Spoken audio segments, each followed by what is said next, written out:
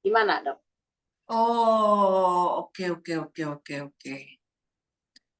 Jadi sebetulnya akan tetapi beliau tidak menyukai apa yang dikatakannya itu kan yang dilihat orang, yang disimpulkan orang. Iya, Kayak iya, Rasulullah itu tidak suka, tapi padahal ya tidak apa-apa juga Rasulullah ya. iya, betul. Oh, alah.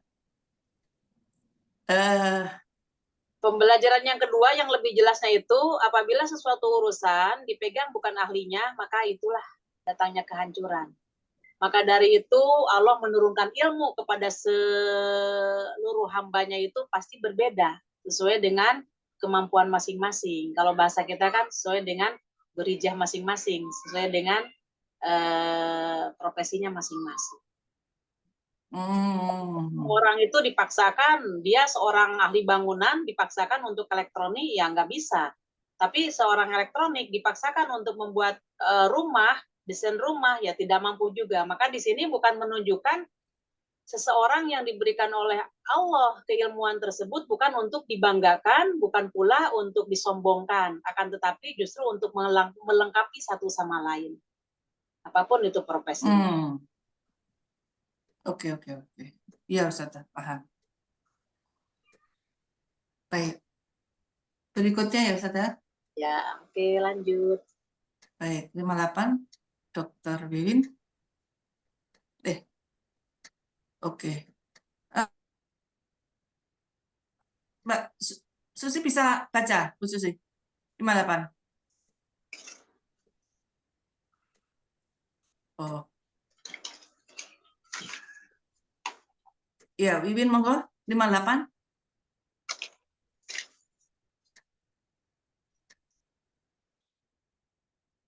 Halo, sudah dengar? Sudah, Dok. Udah. Oh ya, tadi belum pakai ini. Sahih Dia Bukhari langsung. nomor 58 telah menceritakan kepada kami Abu An-Nu'man Arim bin Fadl berkata telah Nabi Shallallahu Alaihi Wasallam pernah tinggal dari kami dalam penggema ya. Iya, penggema. Bentar. Maaf, sudah. Ini saya tadi double. Oh, yang Mas Susi. Nabi Shallallahu Alaihi Wasallam pernah tertinggal dari kami dalam suatu perjalanan yang kami lakukan hingga beliau mendapatkan kami sementara waktu sholat sudah hampir habis. Kami berwudu dengan hanya mengusap kaki kami. Maka Nabi Shallallahu Alaihi Wasallam berseru dengan suara yang keras, celakalah bagi tumit-tumit yang tidak basah. Celakalah bagi tumit-tumit yang tidak basah akan masuk neraka. Beliau serukan hingga 2 atau 3 kali. Jadi wudhu itu harus sempurna kalau kita mendapati air yang cukup ya Ustazah, karena kaki-kaki yang tidak tercuci atau tidak terkena air dalam berwudhu itu akan terkena api neraka. Itukah Ustazah? Iya, betul. Karena wudhu itu merupakan rukun sahnya sholat, maka apabila anggota wudhu tidak kena air ketika wudhu, maka wudhunya tidak sah. Kemudian dia melaksanakan sholat, ya otomatis sholatnya juga tidak diterima. Makanya ada ancaman, orang yang wudhunya tidak rata, maka anggota yang tidak kena air itu nanti akan kena api neraka. Maka dari itu di sisi lain orang yang Islam dimasukkan ke dalam neraka, anggota wudhunya itu tidak akan tersentuh oleh api. Jadi artinya api neraka itu tidak mau menghanguskan badannya dari anggota wudhu. Akan tetapi hal-hal yang lainnya selain anggota wudhu. Nah, maka dari itu harus disempurnakan, artinya tidak boleh ada yang kelewatan. Ya itu, Dok. Betul. Ustazah, Ya. ini kan ceritanya waktu sholat itu hampir habis, jadi kan kesusu-susu gitu. Kan kayaknya milih daripada kelamaan wudhu, pokoknya sholat dulu aja gitu. Jadi kalau misalnya kita dalam perjalanan terus di tempat wudhu itu antri atau gimana gitu ya sudah. Kalau memang waktu sholatnya sudah habis ya di jamak gitu ya. Ya, kalau itu waktunya bisa dijamakkan. Zuhur dengan asar, Isya dengan maghrib, atau kebalikannya maghrib dengan Isya, asar ke zuhur.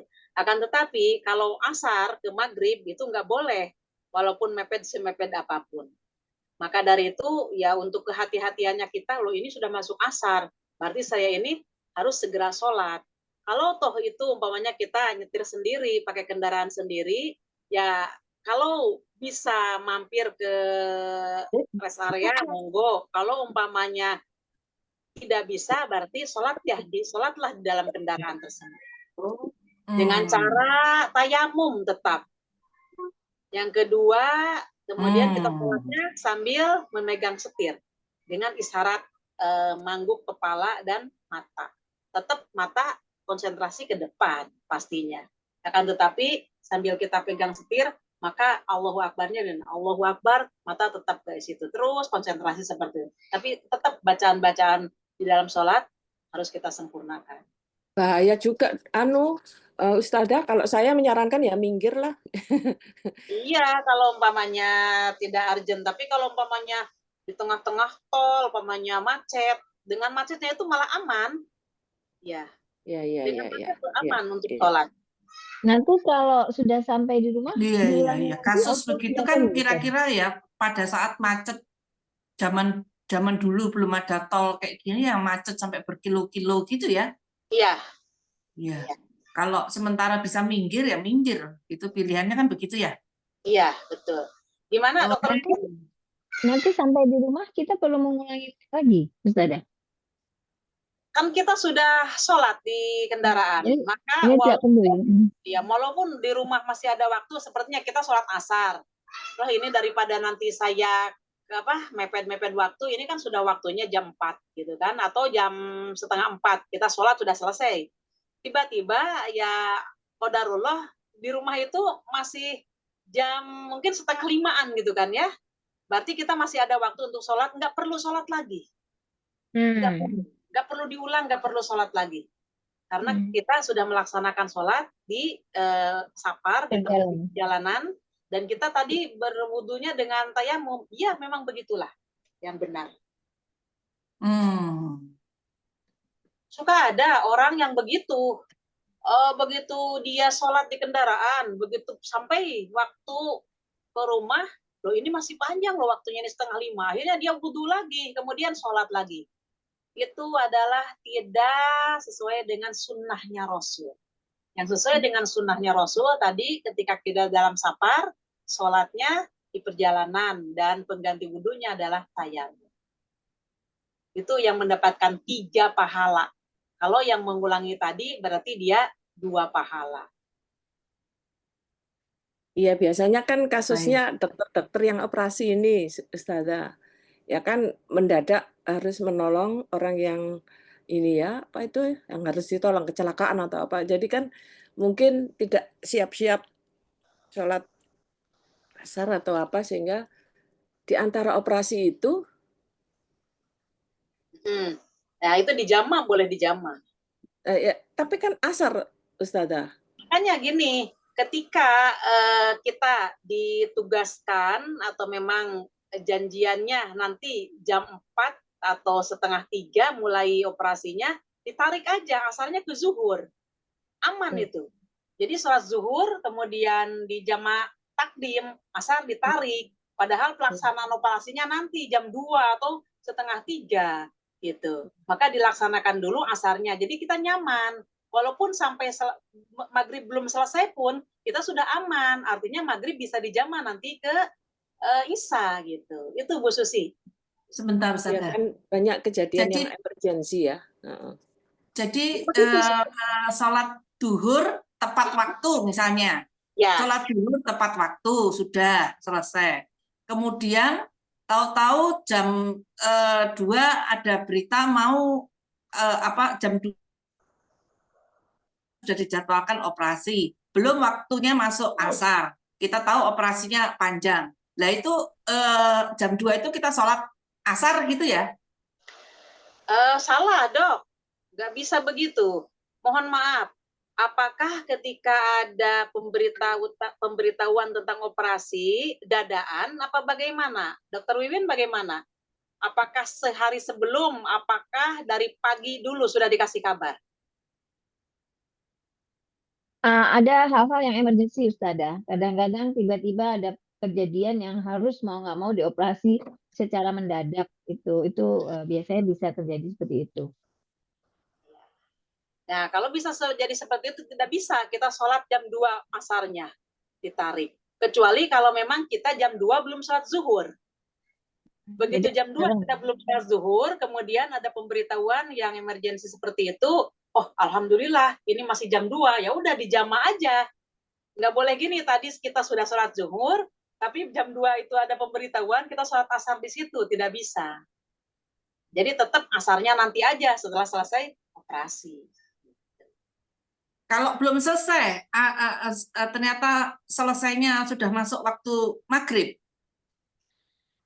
Kalau itu sangat urgent sekali, ya nanti aja sholatnya setelah masuk maghrib. Karena Rasulullah pada waktu itu dikejar-kejar oleh musuh, sampai Rasulullah itu belum sholat zuhur, belum sholat asar, belum sholat maghrib, belum sholat isya. Maka Rasulullah pada malam itu semuanya dilaksanakan.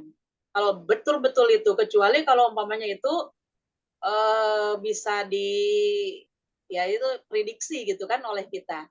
Ini kira-kira jam berapa? Monggo di situ. Tapi kalau pemberitahuannya itu umpamanya jam 10 siang, nanti pokoknya ada operasi sore, lebih baik dijama aja di zuhur.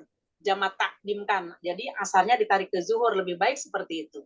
Tapi kalau sangat emergensi sekali gitu, ya udah gimana lagi? Kalau ditinggalkan berarti seolah-olah nyawanya itu tidak akan bisa tertolong, umpama ya laksanakan aja nanti habis sholat maghribnya gitu. Itu sangat urgent sekali itu pun. Oh iya. Jadi istilahnya apa Ustazah? Qadha itu begitu, bukan? Iya, karena itu menghalang emergency gitu. Iya. Banget itu, sangat banget itu, tidak ada lagi. Tapi kalau umpamanya masih bisa ditangani oleh orang gitu, ya udah saya tinggal gitu. Pas ini udah mepet jam 5 dan mau selesai ini berakhir oleh klien kita gitu kan. Cuman sejawat kan tidak mungkin tidak satu orang, kecuali umpamanya kalau itu sangat urgent sekali, insya Allah seperti itulah. Subhanallah, Islam itu fleksibel ya. Udah kalau tahu ilmunya. Udah. Iya. Makasih Ustazah. Ustazah, tentang qadha, kalau jamak ya dijamak kan didobel aja gitu. Misalnya duhur sama asar ya 4-4 gitu ya. Kalau qadha kan 2-2. Sebetulnya ketentuan qadha itu gimana sih? Ya, bukan qadha, yang 2-2 itu qasar dok namanya. Qasar, Masya Allah. Iya. Kalau qadha itu sholat qasar. Kalau qasar itu ketentuannya gimana? Kalau qasar itu ketentuannya harus kita di dalam perjalanan sampai dikatakan 83 km. Atau kalau 3 mil, di dalam hadis ada 3 mil berarti 6 km. Antara 6 km sampai 83 km, kita pun itu berada di perjalanan. Nggak boleh di rumah. Kalau di rumah itu boleh dilaksanakan jamak. Jadi qadha itu artinya sholat melaksanakan sholat yang bukan pada waktunya. Contoh, kalau umpamanya kita ketiduran, sholat asar, kita tidur jam 2, tiba-tiba, loh ini jam 7 malam, saya belum sholat asar, maka sholatlah pada waktu kita ingat atau pada waktu kita bangun, itu namanya qadha sholat. Dan qadha sholat adanya pada orang yang ketiduran atau lupa. Bukan orang yang sengaja meninggalkan waktu dulu-dulu. Umpamanya, dulu saya lagi remaja itu pernah meninggalkan sholat, maka sekarang mau diqadha. Nah, kalau itu tidak menemukan keterangan. Jadi qadha sholat itu di dalam redaksi hadisnya bagi orang yang lupa dia tidak melakukan sholat pada waktunya dan dia ketiduran. Maka ketika dia ingat, sholatlah pada waktu dia ingat. Hmm. Berarti Rasulullah yang waktu dikejar-kejar itu beliau mengkodok sholat macam-macam itu ya sesuai dengan rakaatnya, sesuai dengan. Iya, sesuai dengan urutannya. Iya, Hmm. Terus yang didulukan yang mana, Ustazah?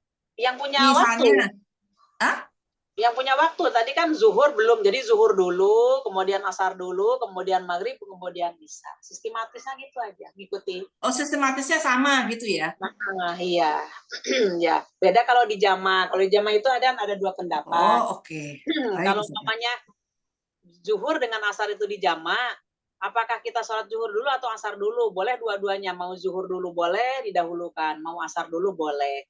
Cuman karena kebiasaan saya itu ya menghargai yang punya waktu. Oh, baik Ustazah. Oke. 59 lanjut ya Ustazah. Ya, 59 Mbak Susi monggo. 59 ya. Hmm. Sahih Bukhari Bisa 59. langsung dari sini, dari Ibnu Umar ini. Ibnu Umar berkata, Rasulullah Shallallahu Alaihi Wasallam bersabda,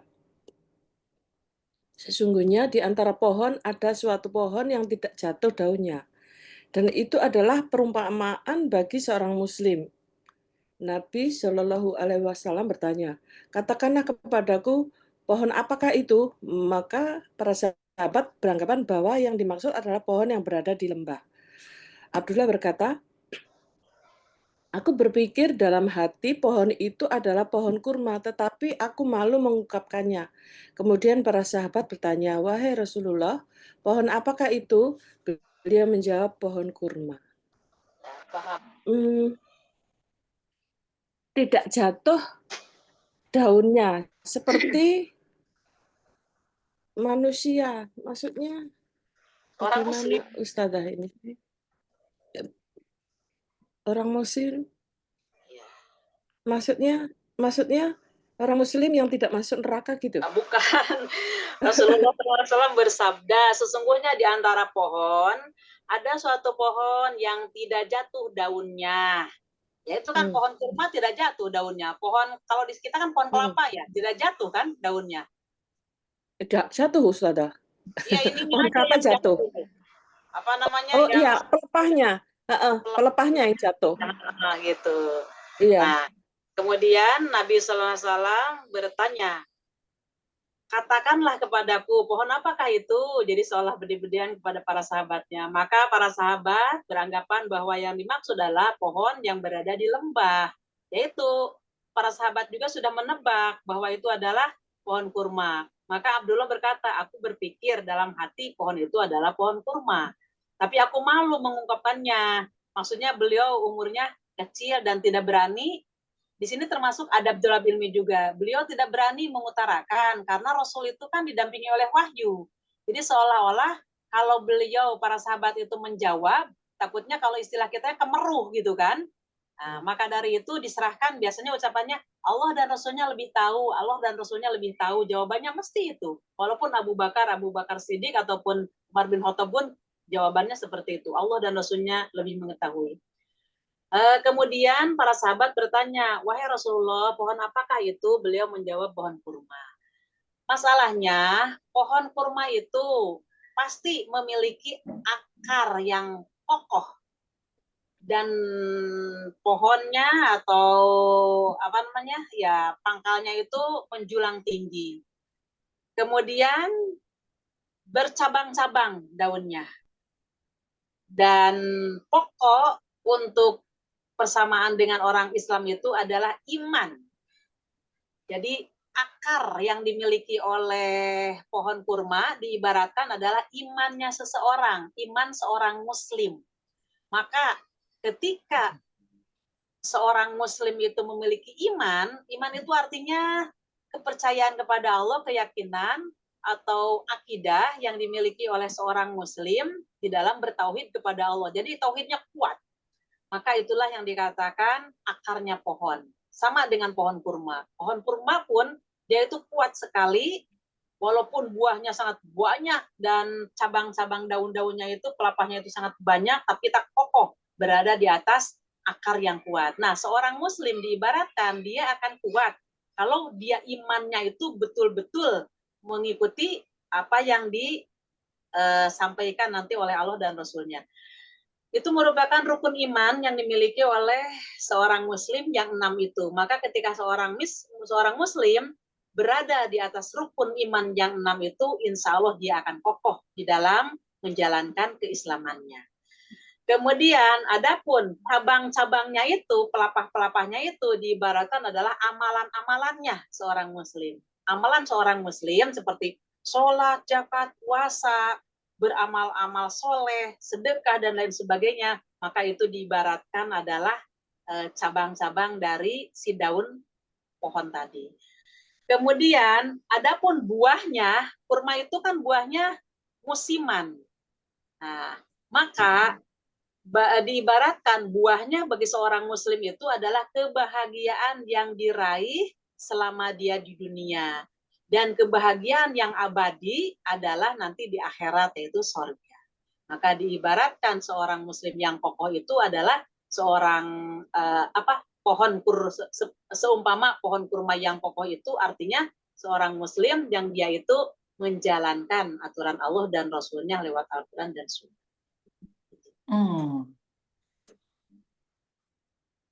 Bagaimana? Segitu dulu, ada jelas? Iya, kalau di pramuka itu kan dilambangkan dengan pohon kelapa ya Ustazah. Ya. Dengan bibitnya seperti itu, setiap namanya sifat-sifatnya itu diterjemahkan ke dalam kegiatan-kegiatan pramuka. Nah, ini saya kok agak sulit ya kalau seorang muslim digambarkan sebagai pohon kurma. Nah, saya membayangkan bagaimana dia memberikan makanan nutrisinya, kemudian bagaimana mengambil buah kurmanya. Itu kan ada proses-proses kurma kan begitu. Iya, kenapa ya Allah dilukis sebagai pohon kurma itu? Nah, saya melanjutkan penjelasan tadi. Pohon kurma tidak akan dia bertahan hidup kecuali bila dipelihara dan disiram dengan air, ya kan? Nggak mungkin. Iya. Dan semua secara umum pepohonan itu tidak akan dia bertahan hidup. Begitu pula walaupun pohon kurma memiliki akar yang kokoh, tapi kalau dia tidak disiram dengan air, tidak mungkin dia akan hidup. Nah, maka pasti dia akan kering dan akhirnya lapuk.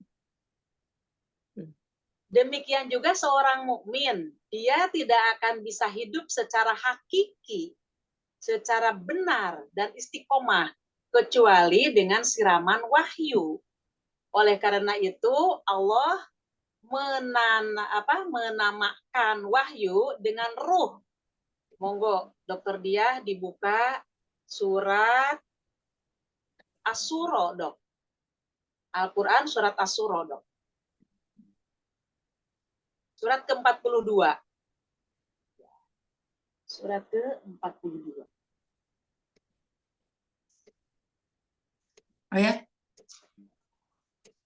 Ayatnya 52.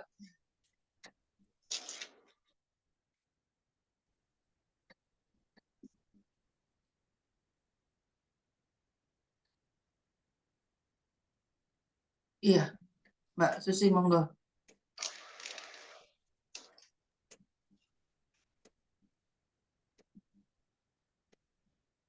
Mbak Susi? Ya. Dan demikianlah ini terjemahan ini ya. Dan demikianlah kami wahyukan kepadamu wahyu Al-Qur'an dengan perintah kami. Sebelumnya kamu tidaklah mengetahui apakah Alkitab atau Al-Qur'an dan tidak pula mengetahui apakah iman itu. Tetapi kami menjadikan Al-Qur'an itu cahaya yang kami tunjuki dengan dia siapa yang kami kehendaki di antara hamba-hamba kami. Dan sesungguhnya kamu benar-benar memberi petunjuk kepada jalan yang lurus. Nah, ini cara kita memelihara iman. Sebagaimana diibaratkan pohon kurma tadi, dia tidak akan bisa tumbuh kecuali disiram dengan air. Iman yang ada pada diri manusia itu dia pun pasti akan lapuk kalau dia tidak disirami. Maka Allah menyebutkan di dalam surat Asy-Syura itu, dan demikianlah kami wahyukan kepadamu ruh, yaitu wahyu, ruhan yaitu wahyu dari Allah berbentuk Al-Quran dengan perintah kami. Kemudian sebelumnya kamu tidaklah mengetahui apakah kitab Al-Quran itu dan tidak pula mengetahui apakah iman itu. Tetapi kami menjadikan Al-Quran itu sebagai cahaya yang akan menjelaskan tentang iman, yang menjelaskan tentang wahyu. Yang kami tunjuki dengan Al-Quran itu siapa yang kami kehendaki di antara hamba-hamba kami. Dan sesungguhnya kamu, Muhammad, benar-benar memberi petunjuk kepada jalan yang lurus. Jadi dengan adanya wahyu yang diberikan oleh Allah kepada Nabi Muhammad, maka wahyu tersebut berfungsi sebagai cahaya bagi hidupnya iman seseorang. Dan iman itulah merupakan ruh di dalam pelaksanaan ketauhidan dia kepada Allah Subhanahu wa Ta'ala. Begitu, Dok. Bagaimana? Oke. Nyambung. Ya, wah, hadis sama Al-Quran memang. Iya. Dan di sini kalimatnya ya. Kalimatnya ja'alnahu nuron, kami jadikannya cahaya. Nahdi bihi man nasya, kami memberikan petunjuk dengan cahaya tersebut kepada yang kami kehendaki min ibadina, dari hamba-hamba kami. Di sini menunjukkan bahwa tidak semua hamba Allah mendapatkan hidayahnya.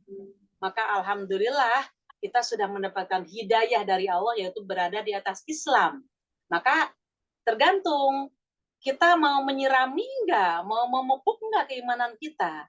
Nah, dengan cara apa supaya iman kita subur? Yaitu dengan adanya kita mentadaburi Al-Quran dan sunnahnya.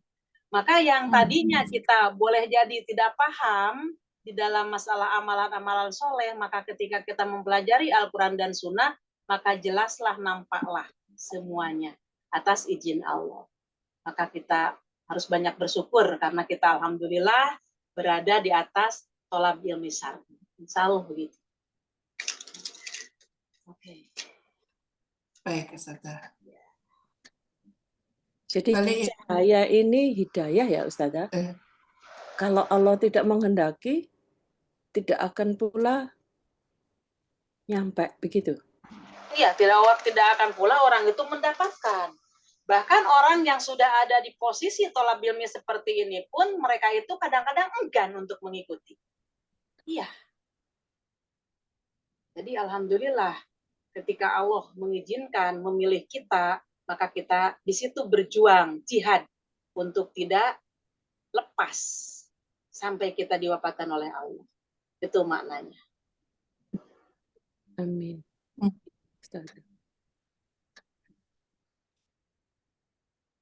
Pasti akan merasakan itu buah kurma itu oleh manusia itu.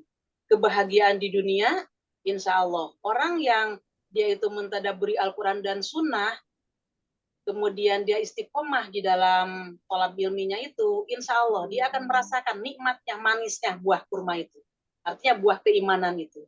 Maka ketika si orang muslim itu sudah wafat, di situ dia akan mendapatkan buah kurma yang abadi. Artinya surga. Mudah-mudahan kita yang mendapatkan. Insya Allah. Oke. Bagaimana? Iya. Saya tunjukin satu lagi Iya, ayat.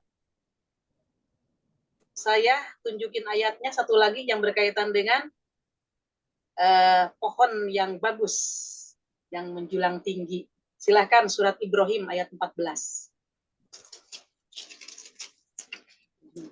Surat 14. Ibrahim itu ini. Ayatnya 25. Yang ada mushaf di rumah, monggo mau buka mushafnya atau langsung di monitor, monggo.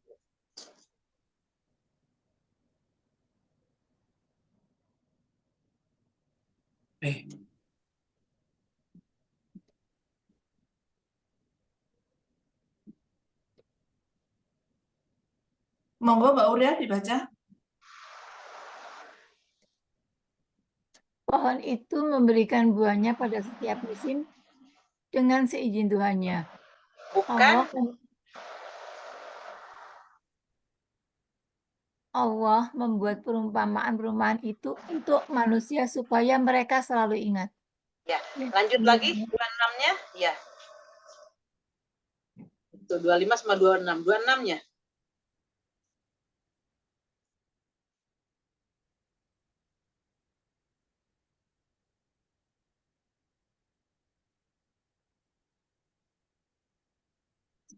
Dua enamnya dok. Ini.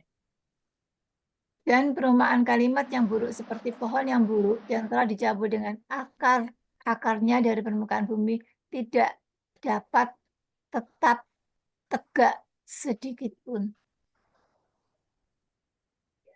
Satu lagi 27.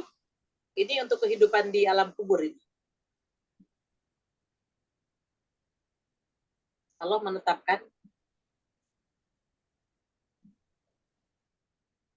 Allah meneguhkan iman orang-orang yang beriman dengan ucapan yang teguh itu dalam kehidupan di dunia dan di akhirat.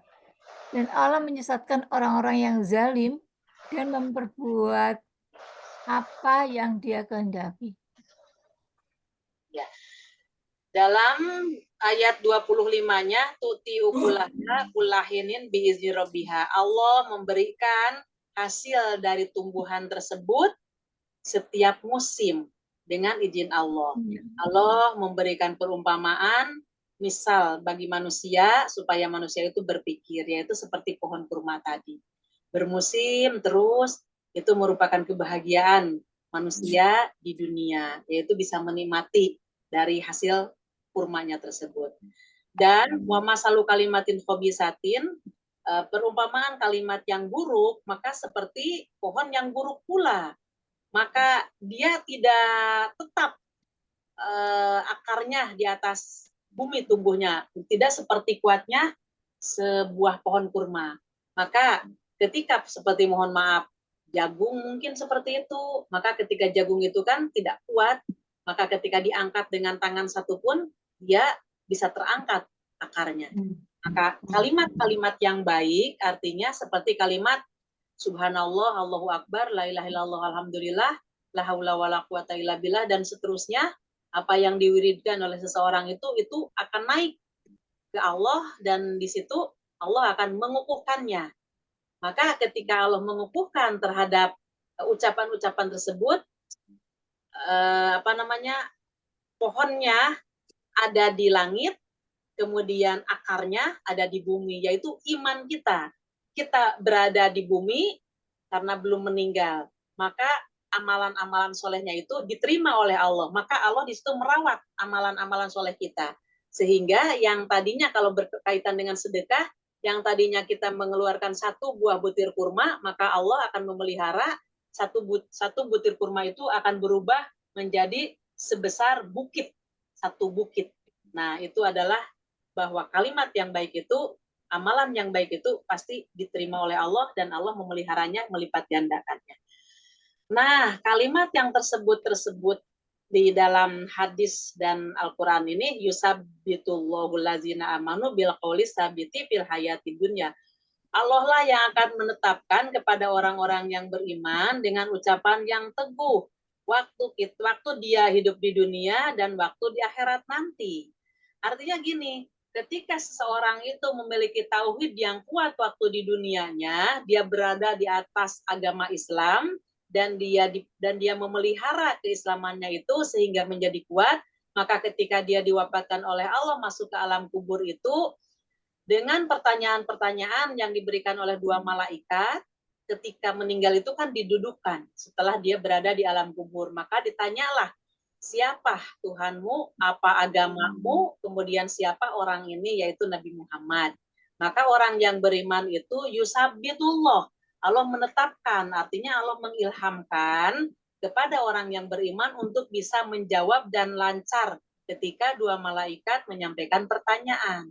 Maka dari itu, ketika seorang Islam yang waktu di dunianya itu betul-betul dia itu memelihara keimanannya dengan disiram air wahyu ataupun dia mentadaburi Al-Quran dan Sunnah, maka insya Allah Allah akan menetapkan ucapan-ucapan yang bisa dia jawab ketika malaikat memberikan pertanyaan di alam kuburnya. Maka ketika seseorang itu selamat dari pertanyaan di alam kubur, maka ke alam mahsyar dan seterusnya pun akan selamat. Akhirnya dia akan meraih buah kurma yang abadi, yaitu surga. Mudah-mudahan kita lah yang mendapatkan. Bagaimana, Dok?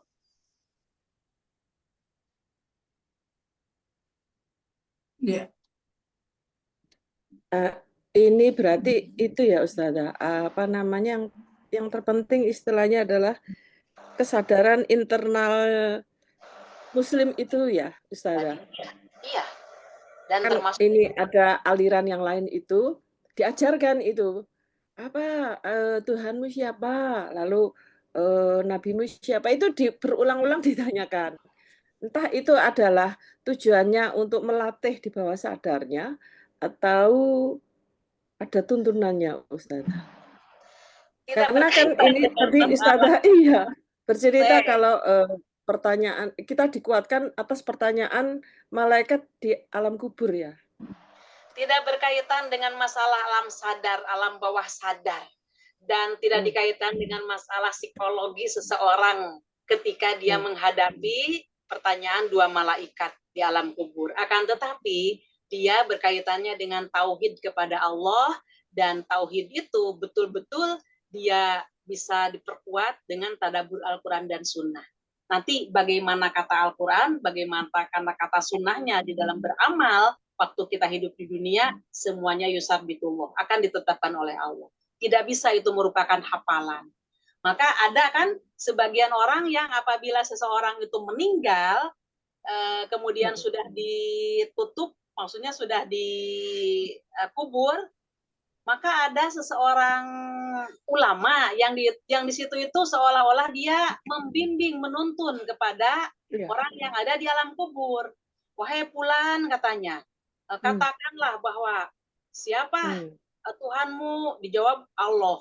Itu tidak ngepek sedikit pun kepada orang yang ada di alam kubur, yang akan membantu dia lancarnya dalam kalimat tersebut ketika dia lancarnya bertauhid, ketika dia lancarnya di dalam melaksanakan perintah, dan ketika dia waktu di dunia menjauhi larangannya, tetap kembalinya ke dalam masalah keilmuan. Tidak bisa hafalan-hafalan seperti itu. Ya kalau bisa hafalan seperti itu enak ya, orang-orang non-muslim itu tinggal menghafal aja. Nanti begitu bangkit alam bawah sadarnya itu, oh iya saya pernah menghafal ini. Nggak bisa, mohon maaf. Diilhamkan. Oh enggak, dokter dia bagaimana, Dok? Iya, paham saja. Lanjut hadis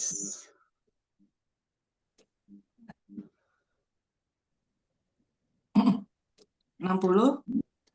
Mbak Uria, monggo lanjut. Telah Langsung dari menceritakan sini. kepada kami Langsung dari sini, dari langsung Ibnu ya, Umar. dari Ibnu Umar dan Oh, sudah. Sama ini, 61, sorry. ya sama ya. Dari Anas. Ya, dari Anas. Dia mendengar Anas berkata, ketika kami sedang duduk-duduk dengan Nabi Shallallahu Alaihi Wasallam di dalam masjid, ada seorang yang menunggang unta datang lalu menambatkannya di dekat masjid, lalu berkata kepada mereka para sahabat, siapa di antara kalian yang bernama Muhammad? Pada saat itu Nabi Shallallahu Alaihi Wasallam bersandaran di tengah para sahabat. Lalu kami menjawab, orang ini yang berkulit putih yang sedang bersandar. Orang itu berkata kepada beliau, wahai putra Abdul Muttalib. Nabi Shallallahu Alaihi Wasallam menjawab, ya aku sudah menjawabmu. Maka orang itu berkata kepada Nabi Shallallahu Alaihi Wasallam, aku bertanya kepadamu persoalan yang mungkin berat buatmu. Namun janganlah kamu merasakan sesuatu terhadapku. Maka Nabi Shallallahu Alaihi Wasallam menjawab, tanyalah apa yang menjadi persoalanmu. Orang itu berkata, aku bertanya kepadamu demi Robmu dan Rob orang-orang sebelummu. Apakah Allah yang mengutusmu kepada manusia seluruhnya? Nabi SAW menjawab, demi Allah, ya benar. Kata orang itu, aku bersumpah kepadamu atas nama Allah. Apakah Allah yang memerintahkanmu supaya kamu sholat 5 waktu dalam sehari semalam? Nabi SAW menjawab, demi Allah, ya benar. Kata orang itu, aku bersumpah kepadamu atas nama Allah, apakah Allah yang memerintahkanmu supaya kami berpuasa di bulan ini dalam 1 tahun? Nabi SAW menjawab, demi Allah, ya benar. Kata orang itu, aku bersumpah kepadamu atas nama Allah. Apakah Allah yang memerintahkanmu supaya mengambil sedekah dari orang-orang kaya di antara kami, lalu membagikan kepada orang-orang fakir di antara kami? Nabi SAW menjawab, demi Allah, ya benar. Kata orang itu, aku beriman dengan apa yang engkau bawa dan aku adalah utusan kaumku. Aku Gelamam bin Salaba, saudara dari Bani Sa'ad bin Bakr. Begitulah kisah tadi sebagaimana yang diriwayatkan oleh Musa bin Ismail dan Ali bin Abdul Hamid dari Sulaiman bin Al-Mihrab, dari Sabit, dari Anas, dari Nabi SAW. Paham maknanya?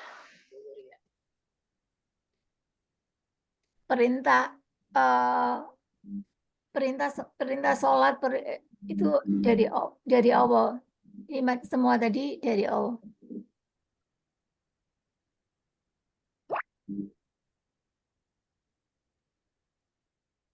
Di akhir kalimat tadi, setelah Rasulullah SAW diinterogasi oleh sahabat tadi, maka sahabat tadi berkata, demi Allah, ya benar, kata orang itu, aku beriman dengan apa yang kau bawa.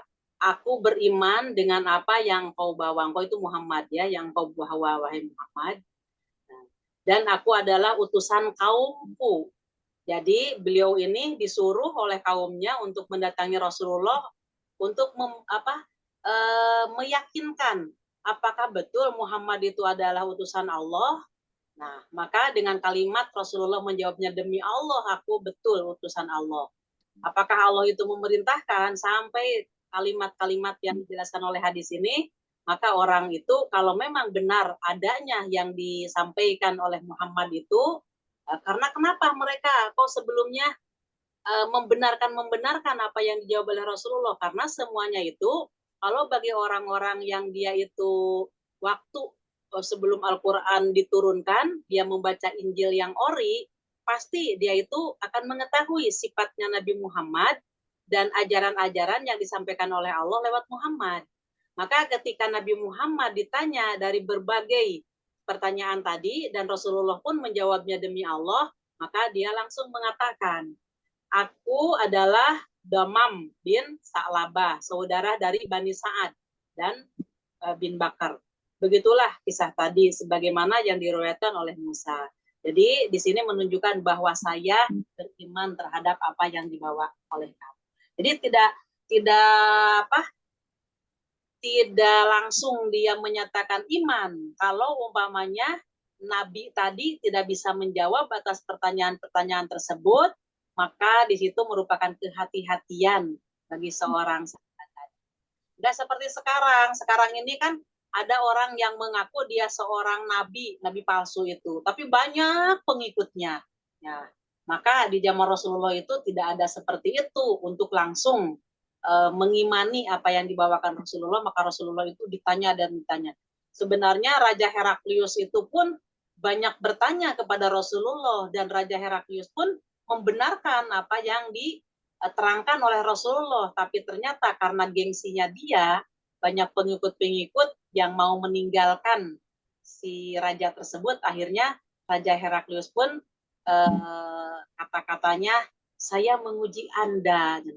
Jadi begitu menawarkan untuk beriman kepada Nabi Muhammad, dia mengatakan sebenarnya kalau pengikutnya yang diajak itu mau nurut untuk beriman kepada Muhammad, tapi ternyata pengikutnya itu malah mau meninggalkan Heraklius. Akhirnya Heraklius itu kata-katanya diplomasi, yang saya sampaikan tadi adalah untuk menguji kalian.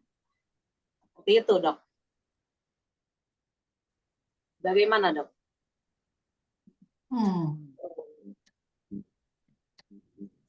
Ya. Ya, jelas ada. Zaman dulu itu sudah pintar bersilat lidah ya. Ya, Ustazah. Ya, Lebih ya orang-orang canggih. cerdas.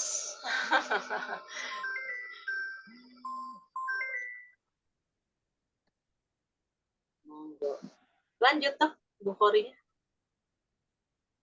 Ya, 62. Monggo Dokter Ari. Ini mana ada ya?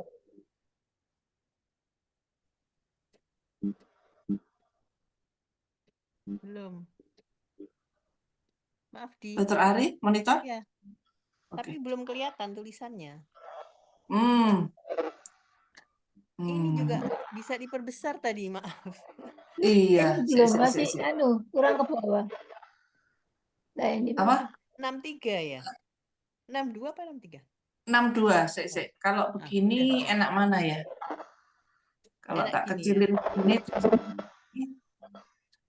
lebih enak nggak? Ini 60. Hah? Ini masih 60. Iya, ha.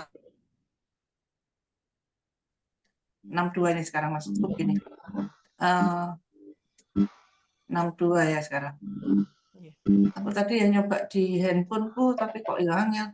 Kurang lebar. Kalau gini gimana, Ari? Bisa dilebarkan dari handphone nggak? Nggak bisa. 64. Enak mana? Hah?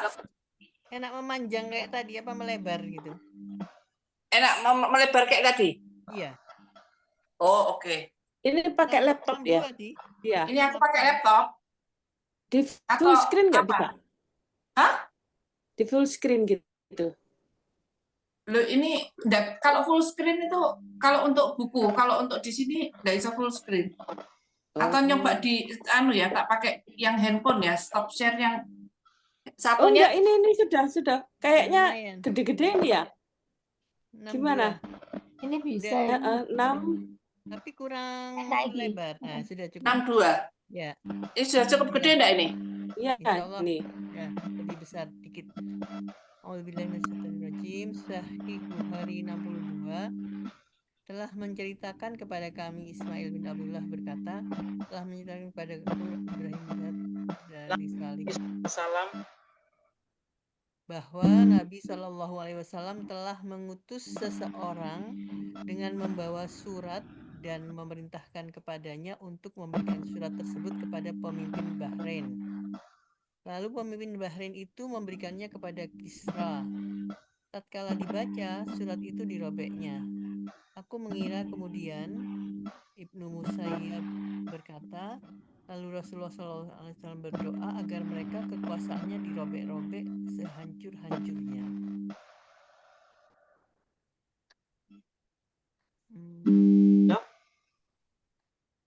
Belum paham Ustazah maksudnya. Kecil memang suaranya Dokter Ari. Iya. Dan besarkan.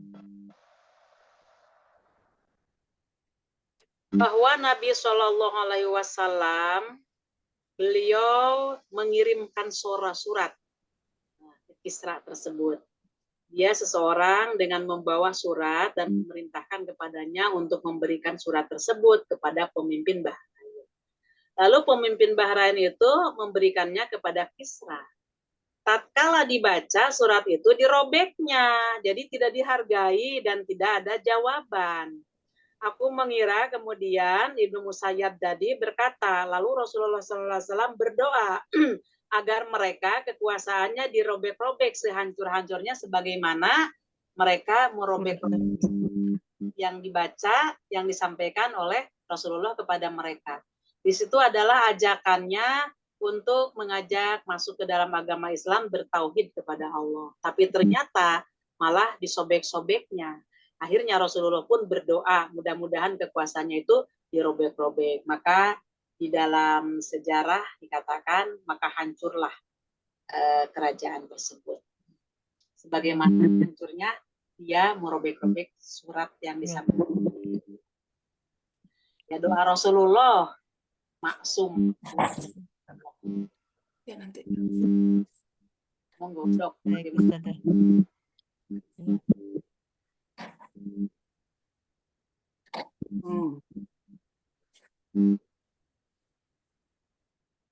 Gimana, Dokter Dia? Iya. Coba saya ganti pakai handphone ya, mungkin lebih enak. Bentar saja. Sebentar.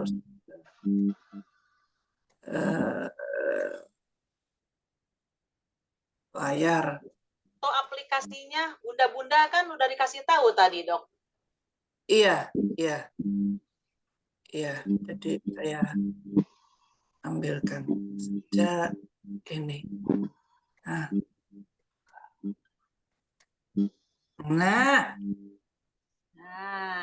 ini kayaknya asik ya, ini ya. Nah, itu bagus sekali. Ya. Bagus, Dok. Oh, dari handphone ini ya, sudah. Oke. Sip. Baik. Monggo, silakan. Jadi ini termasuk salah satu pemimpin sombong juga ya. Baik. Lanjut ya, Ustazah, 63 ya. 63. Iya, 63.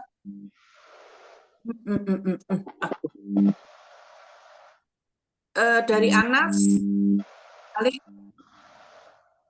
kata Nabi SAW menulis surat, lalu dikatakan kepada beliau bahwa mereka tidak akan membaca tulisan kecuali tertera stempel. Maka Nabi SAW membuat stempel yang terbuat dari perak yang bertanda Muhammad Rasulullah. Seakan-akan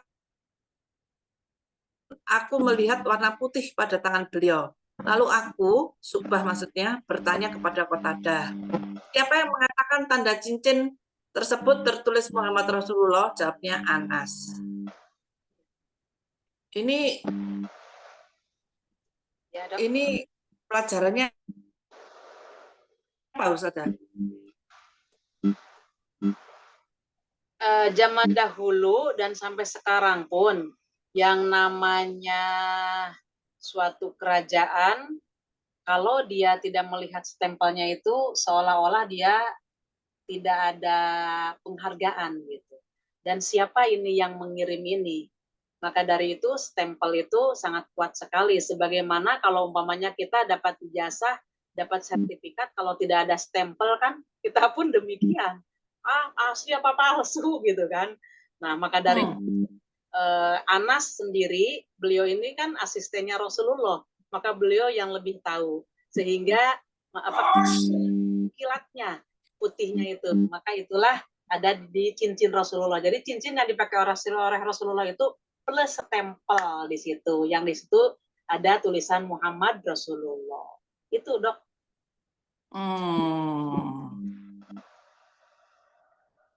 Wah, iya. Oke, Ustazah. Paham. Lanjut ya, Ustazah. Lanjut, 64. 64, monggo Dokter Wiwin. Baik. Langsung di sini aja. Enak. Dari Abu Waqid al-Laitsi bahwa ketika Rasulullah SAW sedang bermajelis di masjid bersama orang-orang, datang 3 orang, yang 2 orang menghadap Rasulullah SAW dan yang seorang lagi pergi. Perawi berkata, maka yang 2 orang berdiri sejenak di hadapan Rasulullah SAW. Kemudian satu di antaranya melihat tempat kosong dalam majelis, maka dia duduk di tempat itu. Sedangkan yang kedua duduk di belakang mereka. Sedangkan yang ketiga berbalik pergi. Setelah Rasulullah selesai bermajelis, bersabda, "Maukah kalian aku beritahu tentang ketiga orang tadi? Adapun seorang di antara mereka, dia meminta perlindungan kepada Allah, maka Allah pilih dia. Yang kedua, dia malu kepada Allah, maka Allah pun malu kepadanya. Sedangkan yang ketiga berpaling dari Allah, maka Allah pun berpaling dari." Ini pelajaran bahwa orang yang datang ke majelis ilmu itu bisa terlihat dari sikapnya, apakah dia akan mendapatkan pertolongan atau ridho Allah atau tidak gitu Kak Ustadzah. Jadi kalau dia duduk di antara mereka berarti dia memang ingin dilindungi sama Allah, sehingga Allah akan melindungi dia. Dan yang duduk di belakang mereka itu masih malu gitu sih. Malu begitu ya Allah. Lalu sehingga Allah pun malu kepadanya. Itu maksudnya apa ya Ustaz? Ini merupakan adab ketika kita mendatangi majelis taklim. Maka ketika datang ke majelis taklim, di mana di situ tempat yang kosong, maka kita bertempat di situ. Ketika itu ada di depan yang kosong, maka yang di depan dulu kita isi. Adapun yang di belakang, yang nggak boleh kita mengusir orang lain supaya kita di depan juga, nggak boleh. Tapi pas ada di depan, di belakang pun itu masih termasuk kategori baik semuanya. Karena kembalinya ke dalam innamal a'mal binniat. Amal itu niatnya. Apakah dia betul enggak ikhlas di dalam tolab ilmi tersebut, atau dia hanya sekedar ikut-ikutan saja tanpa ada niat yang ikhlas. Nah, maka kategori yang 1, yang 2 ini insya Allah di situ masih mendapatkan pertolongan dan hidayah dari Allah. Karena walaupun dia tidak duduk di depan dan dia berada di belakang, tetap dia itu mendapatkan ilmu yang akan disampaikan oleh narasumber. Waktu itu kan Rasulullah. Nah, maka Allah pun akan menolong kepada orang yang di belakang tadi. Kalimatnya di sini malu. Ya malu kalau umpamanya ngusir orang yang ada di depan, kamu pergi yang di situ gitu. Enggak seperti itu. Jadi tetap dia itu mendahulukan adab gitu kan. Jadi tidak ngusir-ngusir orang untuk mendapatkan tempat yang terbaik, tapi di mana yang kosong, sehingga di situ masih termasuk lingkaran majelis zikir, maka dia menempati tempat yang kosong. Adapun yang ketiga, yang kategori ketiga ini, dia berpaling, artinya dia pulang. Tidak ada niat sama sekali untuk dia mentadaburi atau menerima tolab ilmi. Dia tidak mau. Ya seperti itulah keadaannya, udah saya pulang gitu. Maka ketika orang itu berpaling, maka Allah pun berpaling dari dirinya. Jadi dibiarkan oleh Allah, dia tidak ada usaha, tidak ada ikhtiar. Malah senang, di situ penuh udah nggak bisa lagi, ya udah saya pun pergi aja, kenapa gitu. Nah maka ini dijelaskan di dalam surat Toha. Dok, surat Toha dok. Wah, siap. Surat 20. Ayatnya 124, 125, dan 126. Dan 127. Mulai dari 124 sampai 127. Surat Toha. 20. Oh. Itu surat berapa? 20 ya? Ya. Ayatnya berapa, Ustaz? Ayatnya 124 sampai 127.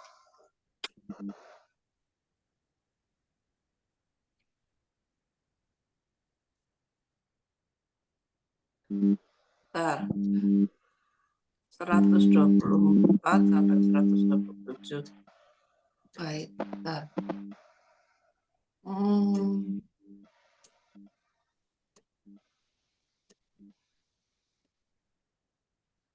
Ya. Salah. Ini ya. Ini bisa kelihatan ya? Iya. 124 surat Toha, dan barang siapa berpaling dari peringatanku, maka sungguh dia akan menjalani kehidupan yang sempit dan kami akan mengumpulkannya pada hari kiamat dalam keadaan buta. Satu-satu dulu aja, Dokter Wiwin, monggo terangkan, Dok. Ya ini tadi yang seperti orang yang tadi kemudian dia tidak mau duduk di majelis ilmunya Nabi SAW, berarti kemungkinan dia tidak mengindahkan peringatan dari Allah yang disampaikan oleh Nabi Muhammad, dan Allah berkata bahwa apabila ada orang yang demikian, dia akan menjalani kehidupan yang sempit, artinya yang sulit gitu ya, yang kesulitannya tidak solusinya itu sulit gitu ya Ustazah. Ya. Dan nanti dari hari kiamat dia akan datang dalam keadaan yang buta atau tidak bisa melihat. Ya. Itu hukumannya ya. Ya. Jadi si orang tersebut berpaling min zikri dari mengingatku, artinya dari Al-Quran, dia tidak mau tolab ilmi secara syar'i. Jadi Al-Qur'annya dibiarkan, dia mengikuti hawa nafsunya. Nah, maka barang siapa yang melakukan itu di dunia, tidak mau mengaji, maka sesungguhnya dia, walaupun menurut pandangan manusia, dia serba punya. Kendaraannya, ekonominya lancar, perusahaannya banyak, sampai mungkin tempat tinggalnya pun mewah, tapi tetap pada hakikatnya fa'innahu lahu ma'isyatan donkan. Dia memiliki kehidupan yang sangat sempit. Kenapa dia memiliki kehidupan yang sangat sempit? Contoh, orang yang bunuh diri itu dia bukan orang yang rata-rata di kalangan mereka seperti orang-orang non-muslim, mereka bunuh diri bukan dalam arti dia tidak memiliki harta kekayaan. Tapi kenapa? Hatinya itu sempit. Sudah tidak menemukan solusi dari berbagai masalah kehidupannya. Tapi bagi orang yang dia itu beriman, walaupun tempat tinggalnya itu sempit, tapi hatinya luas. Tapi orang yang tidak beriman kepada Allah, dan dia tidak mempelajari Al-Qur'annya, walaupun tempatnya seluas itu, tapi hatinya sempit. Gitu. Itu maknanya. Nanti dia sudah meninggal, dikumpulkan oleh Allah pada hari kiamat dalam keadaan buta. Itulah karena dia tidak mau tolab ilmi. Jadi hukum Allah itu berjalan. Dia beriman, pasti Allah akan memberikan kehidupan yang nikmat. Kalau dia tidak beriman, maka inilah yang dia rasakan, kehidupan yang sempit. Bagaimana, Dokter Wiwin, Dokter Dia? Iya, Ustazah. Paham. Iya, paham Ustazah. Lanjut. 125-nya. Lanjut, Dokter Wiwin. Dia berkata, ya Tuhanku, mengapa engkau kumpulkan aku dalam keadaan buta? Padahal aku dahulu dapat melihat. Ini akibat dia dulu berpaling dari peringatan Allah kan, Ustazah? Ngaji. Dari ngaji. 126 dia Allah berfirman, demikianlah dahulu telah datang kepadamu ayat-ayat kami dan kamu mengabaikannya. Jadi begitu pula pada hari ini kamu diabaikan. Jadi kebutaannya itu adalah hukuman karena dulu dia tidak mengindahkan peringatan dari Allah. Iya. Dia mengabaikan sehingga pada hari kiamat pun dia akan diabaikan. Belen ya. Seimbang, wajar gitu. Jadi bukan kezoliman dari Allah, bukan Allah menghukum dia, ya dianya nggak nurut gitu. Dia nggak tahu sebagai makhluk hidup yang berbentuk manusia diciptakan oleh Allah di dunia ini, dia berada di planet bumi untuk apa? Dia nggak paham begitu gitu. Jadi dia itu ya memang seperti itulah orang-orang yang memang dikehendaki oleh Allah sesat. Lanjut, Dok. Ustazah bertanya Ya. Monggo. Tentang tadi adab bermajelis ya Ustazah. Itu yang diberikan di sana adalah contohnya adalah laki-laki. Kalau wanita atau perempuan bagaimana Ustazah? Adab bermajelisnya. Masalahnya penekanannya kepada laki-laki. Ar-rijalu qawwamuna 'alan nisa. Laki-laki itu adalah sebagai pemimpin untuk para istrinya. untuk para perempuan. Maka ketika si perempuan itu tidak tahu tentang ilmu agama, begitupun anak-anaknya, maka kewajiban si ayahnya lah yang menyampaikan ilmu tersebut kepada si anak dan istrinya, atau kepada si istri dan anaknya. Nah, tapi tidak menutup kemungkinan di zaman Rasulullah pun mungkin para istri itu kurang puas kalau beliau mendapatkan hanya dari suami, maka beliau protes kepada Rasulullah. Ya Rasulullah, saya minta waktu untuk belajar masalah agama juga. Maka Rasulullah memberikannya kepada beliau seminggu sekali pada waktu itu.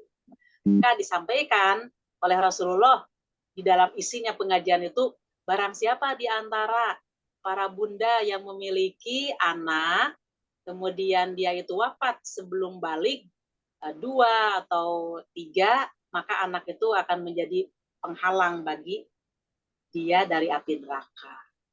Dan seterusnya diantaranya itu gitu. Ya begitu jawabannya. Karena laki-laki itu bersama. Iya, tadi kan dijelaskan kalau bermajelis, adab bermajelis untuk laki-laki itu yang paling depan ya, yang paling dekat dengan penceramah itu lebih utama. Kemudian yang lainnya itu berpindah menempati tempat yang tadi di ayat hadis tersebut, tempat yang terpisah ya.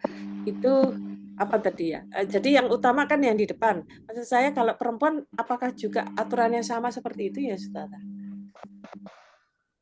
Kalau Atau biasanya adabnya itu sebagaimana kita di sekolah gitu kan. Nah, di sekolah pun demikian, ada sekat sedikit gitu kan. Nah, begitu pula bagaimana kalau sekarang, ya itu tergantung majelis tersebut mengadakannya bagaimana. Kalau di masjid biasanya kan laki-laki kan, perempuan di belakang. ya di depan. Nah, seperti itu. Tapi kalau umpamanya di suatu tempat ada sekat dari kanan dari kiri, kadang-kadang kalau pihak laki-laki dia itu terbuka untuk laki-laki, tapi untuk perempuan itu ada hijab gitu. Bersikap. Oh, ada hijab. Suaranya aja. Itu ada di masjid juga seperti itu. Monggo itu sistem yang dijalankan oleh majelis tersebut ya Bu Susi. Terserah. Iya, maksud saya menyelenggarakan majelis kan juga ada yang seperti sholat itu kan bertambah jauh dengan garis laki-laki. Jadi di antara garis laki-laki dan perempuan dipisahkan dengan anak-anak ya. Ada hijab kemudian anak-anak. Apakah juga kalau bermajelis ilmu seperti itu? Iya, pasti ada jarak antara laki-laki dan perempuan. Cuman di majelis itu kan berkumpul antara laki-laki dan perempuan. Kalau umpamanya ada pengajian umum, kan biasanya ada pengajian umum, laki-laki dan perempuan boleh. Cuman perempuan di sebelah sini, di sebelah kanannya itu untuk laki-laki. Ya itu sistemnya seperti itu. Artinya dipisah ya. Ada. Secara pribadi, kalau kita belajar, dulu saya waktu belajar di sekolah inginnya saya di depan, karena apa yang disampaikan oleh guru nikmat gitu kan, lebih konsen. Tapi kalau di belakang itu kadang-kadang kan suka dijailin temen, suka itu. Itu lagi ke dalam tabiatnya masing-masing. Ya, gorijah masing-masing di dalam ada yang semangat untuk mencari ilmu, ada yang tidak semangat kan begitu. Ya begitulah. Apakah ada misalkan dalil? Saya tuh kadang kan hanya aja berdasarkan ini ya insting kebiasaan. Jadi kalau pengajian itu sebaiknya laki-laki dan perempuan dipisah. Ya. Kan enggak dicampur gitu ya Ustazah? Sebaiknya begitu. Sebaiknya. Salahnya ketika yang narasumbernya itu umpamanya perempuan, kemudian di audiennya itu ada laki-lakinya, sejuta pandangan laki-laki melihat kepada si narasumber perempuan. Iya. Di situ kan memang yang didengar adalah ilmu, tapi yang dibayangkan kan lain-lain.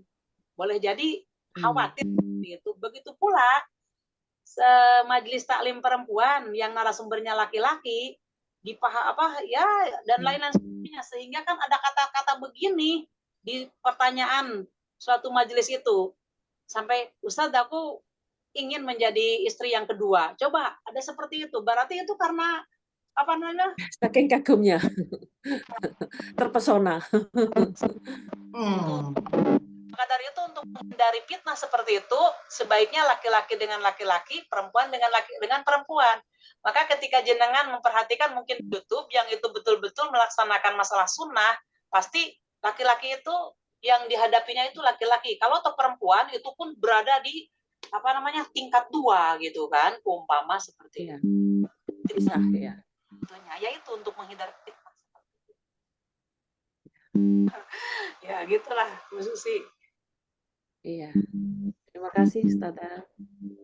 Monggo, Dokter Dia bagaimana dong? Ini tadi sampai 127 apa enggak, Ustazah? Lanjutkan satu lagi.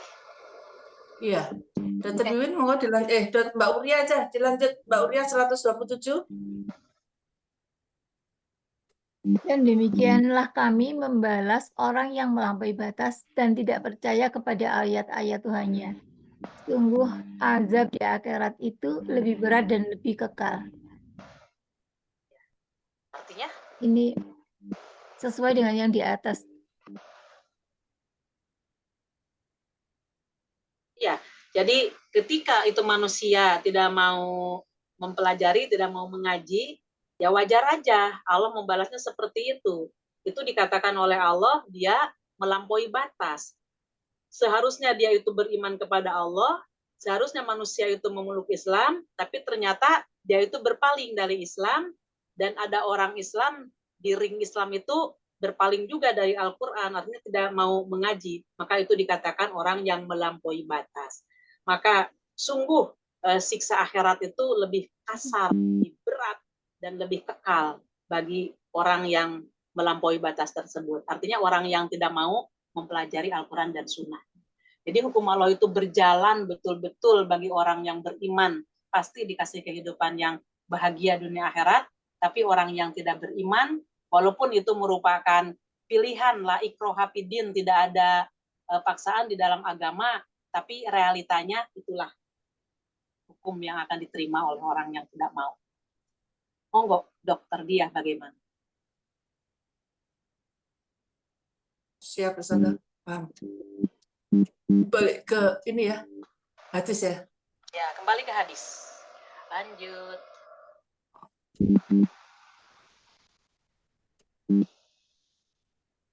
Tunggu. Alah.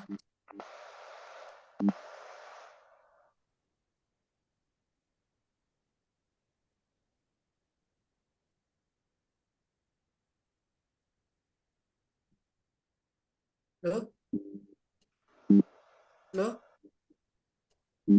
Bagikan layar. 65. Lah. Ini. Nah, 65 ya. Ya. Monggo Dokter Ari. Monggo, Dok. Ini, mulai dari ini. Bahwa Nabi Muhammad, Nabi Shallallahu Alaihi Wasallam duduk di atas untanya, sementara orang-orang memegangi tali kekang unta tersebut. Beliau berkata, "Hari apakah ini?" Kami semua terdiam dan menyangka bahwa beliau akan menamakan nama lain selain nama hari yang sudah dikenal. Beliau berkata, "Bukankah hari ini hari Nahar?" Kami menjawab, "Benar." Beliau bertanya, "Bulan apakah ini?" Kami semua terdiam dan menyangka bahwa beliau akan menamakan nama lain selain nama bulan yang sudah dikenal. Beliau berkata, "Bukankah ini bulan Dzulhijjah?" Kami menjawab, "Benar." Beliau bersabda, "Sesungguhnya darah kalian, harta kalian, dan kehormatan kalian sesama kalian haram. Sesungguhnya darah kalian, harta kalian, dan kehormatan kalian sesama kalian haram, sebagaimana haramnya hari kalian ini. bulan kalian ini dan tanah kalian ini. Maka hendaklah yang hadir menyampaikan kepada yang tidak hadir, karena orang yang hadir semoga dapat menyampaikan kepada orang yang lebih paham darinya. Paham? Ini waktu penyembelihan hewan kurban itu hari naharnya, Ustazah. 10 Dzulhijjah. Ya.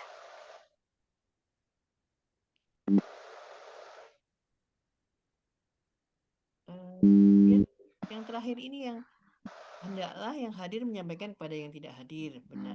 Karena orang yang hadir semoga dapat menyampaikan kepada orang yang lebih paham darinya. Malah menyampaikan kepada orang yang lebih paham. Maksudnya gimana ya, Ustaz? Ini sesuai dengan judul, yaitu tentang ilmu.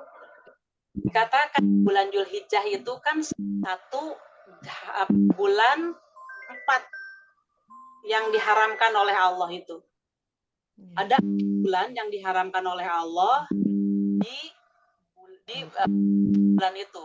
1 Dzulqa'dah, 2 Dzulhijjah, 3 Muharram, 4 apa? Rajab.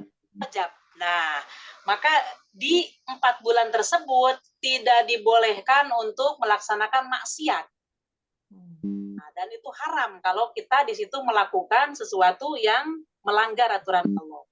Maka Rasulullah bertanya tadi, bulan apakah ini? Maka sahabat itu mengira bahwa bulan Dzulhijjah ini mau diganti dengan nama yang lain. Ternyata Rasulullah mengajukan juga, bukankah ini Dzulhijjah? Ya, benar, kata sahabat. Maka sebagaimana engkau ketahui bahwa di bulan ini itu adalah bulan, namanya bulan termasuk salah satu bulan yang haram, maka haram pula lah hartamu, darahmu, matanmu. Artinya muslim dengan muslim itu jangan sampai menyakiti satu sama lain. Baik menyakiti secara fisik berarti dia melukai darahnya, atau dia menyakiti hati. Nah, ketika menyakiti hati kan itu kehormatan.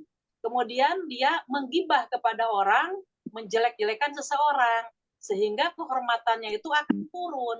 Umpamanya dia memiliki profesi di bidang ini, kemudian dia diomongkan kepada orang lain, oh dia mah jelek gini-gininya, segala-galanya diceritakan gitu. Padahal aslinya kenyataannya tidak jelek, karena dia itu sudah menyampaikan kepada orang lain itu kejelekan-kejelekan, maka banyak orang yang terpengaruh sehingga tidak mau lagi dekat kepada orang tersebut. Maka di situ itu namanya menyangkut kehormatan. Kemudian masalah harta, yaitu orang-orang yang suka maling, mencuri muslim kepada muslim lain, maka haram sesuatu yang dicurinya itu. Nah, yang hadir pada waktu itu tidak semuanya orang muslim, tidak semuanya orang muslim yang ikut hadir pada Rasulullah menyampaikan dakwahnya tadi. Maka dari itu Rasulullah berpesan kepada yang hadir, hendaklah disampaikan kepada orang yang tidak hadir. Boleh jadi orang yang tidak hadir itu akan lebih paham ketika mendengarkan yang disampaikan oleh orang yang hadir tadi. Kadang-kadang orang yang hadir itu masih belum paham untuk isi daripada materi tersebut. Tapi ketika dia menyampaikan kepada orang lain, boleh jadi orang lain itu di dalam menangkap ilmu tersebut, dia akan lebih paham. Karena masalah IQ pun kan berbeda, kemudian background-nya dia pun berbeda.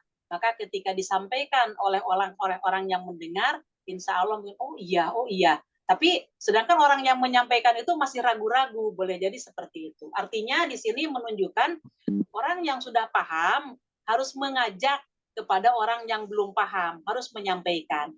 Sebagaimana mohon maaf, kita kan di sini sudah terikat oleh pengajian. Maka bagaimana supaya saudara kita,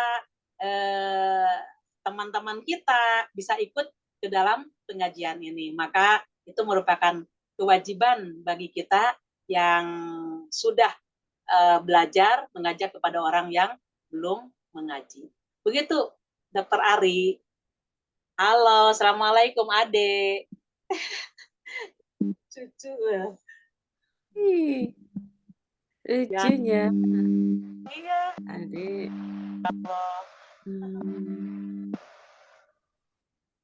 Bagaimana Ya, jelas, Ustazah. Ya. Terima kasih. Panjangkah? Ya. Gimana dokter Dita? Iya, sudah Ustazah. Terima kasih banyak. Jelas ya. Alhamdulillah, mudah-mudahan apa yang kita bahas pada malam ini dijadikan oleh Allah sebagai ilmu yang bermanfaat bagi kita, menghantarkan kita untuk mendapatkan husnul khotimah. Semoga kita mendapat ampunan dan rahmatnya dari Allah. Rabbana la tuzigh qulubana ba'da idh hadaitana wa hab lana min ladunka rahmah innaka antal wahhab subhanaka allahumma wa bihamdika asyhadu an la ilaha illa anta astaghfiruka wa atubu ilaik. Rabbana atina fid dunya hasanah wa fil akhirati hasanah wa qina azabannar. Wassalamualaikum warahmatullahi wabarakatuh. Mohon maaf. Waalaikumsalam warahmatullahi Terima wabarakatuh. kasih Ustaz. Terima kasih. Uh, Terima kasih dia.